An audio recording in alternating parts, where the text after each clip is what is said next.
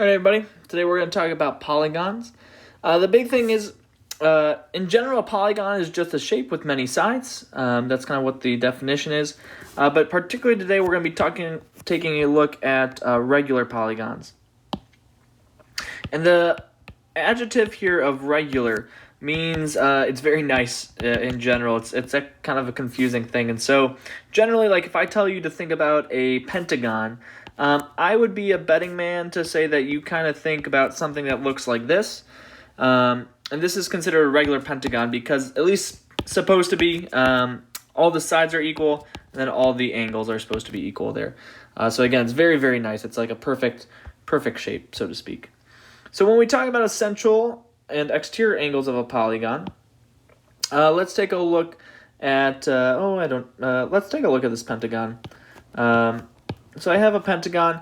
The central angle will always be from the center point of the shape, and then if I were to make a triangle, this right here would be the central angle here in red. So this would be the central angle.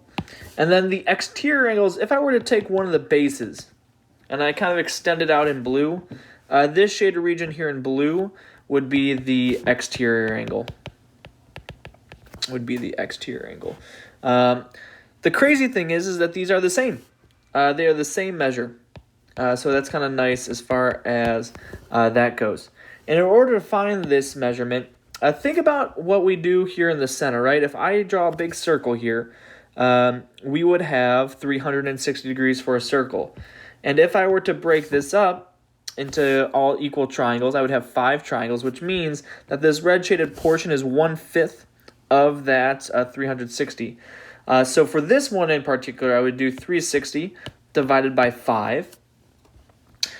360 divided by 5 is, let's see here, 72. 72 degrees.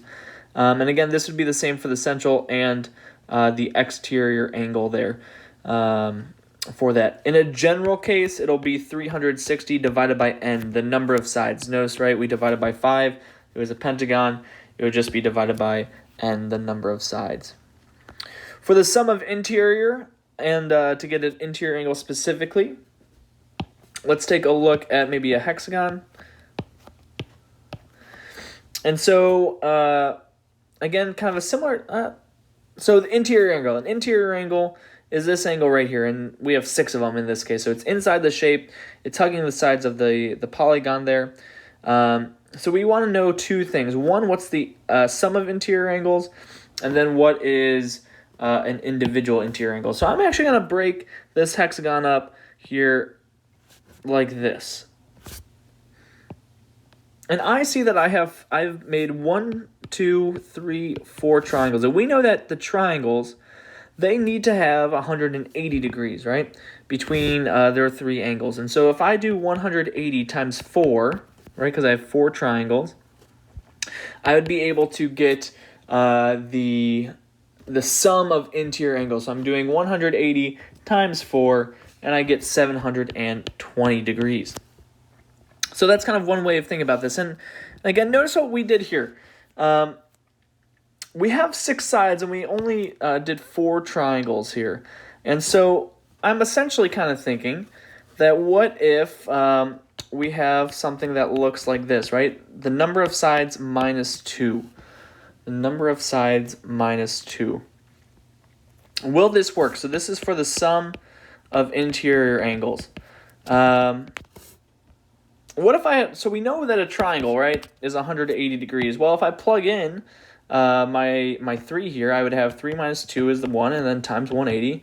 And so that seems to work as well. And it does end up that this is the correct equation for the sum of interior angles.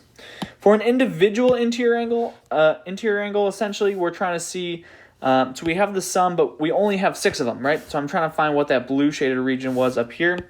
So I'm going to do this 180 times n minus 2, all divided by the number of sides. And in this case, that's 6. So I'm taking this 720, I'm dividing by 6, and we are going to get a 120 degrees. And so for each interior angle, each one of these blue angles here, the big shaded blue angle, each one of those is 120 degrees. And then so finally what I want to touch base on is the area of a regular polygon. So we are going to use this hexagon that we just took a look at. And I'm going to say that the side lengths for each of these is going to be 4 inches.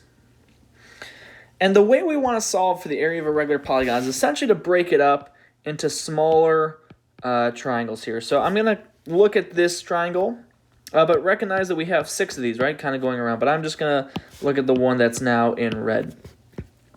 And what I'm going to do here is I'm going to find the this angle down here at the bottom. Well, we already kind of did the hard work. We just found that each interior angle is 120, so if I split that into 2, and we can because we have a regular polygon here, this will be 60 degrees. So then I drop down a height, and this height ends up making a right triangle, and I noticed something cool. I have a 90 degrees, I have 60 degrees, so then by triangle sum theorem, I have 30 degrees. And then we know that this 4 then gets divided in half, and so that'll be 2 inches for this big portion right here that I just underlined in black. And so then I can solve, right, because of special right triangles. So I have a 30, 60, 90 special right triangle. And we can use our nice little template there of the a squared of 3, and 2a. So then my height here would be 2 square root of 3. So I'm going to use this information. I'm going to say that the area of this red triangle is 1/2 times the full base, which is 4, times the height, which is 2 square root of 3. But in order to find the area of the entire polygon, I recognize that I need to multiply by 6 because, again, I have 1, 2, 3, 4, 5, and 6 of these triangles. And so when I plug this into a calculator, 6 times 1/2 times 4 times the square root of 3, I get 41.57, and I'm going to say inches squared for my units. And so that's the way to find that. So again, we need to find this interior angle, divide it by 2, and then start to do to find the height. Another way typically to find the height would most likely be cosine in this case, right? If I did cosine of 60 degrees equals my height over the 2 that I already know, then I could do 2 cosine of 16. So again, that's another way of going about it. So again, we took a look at central angles, exterior angles, the sum of interior angles, and the area of a polygon today. I hope this video helped. Thank you.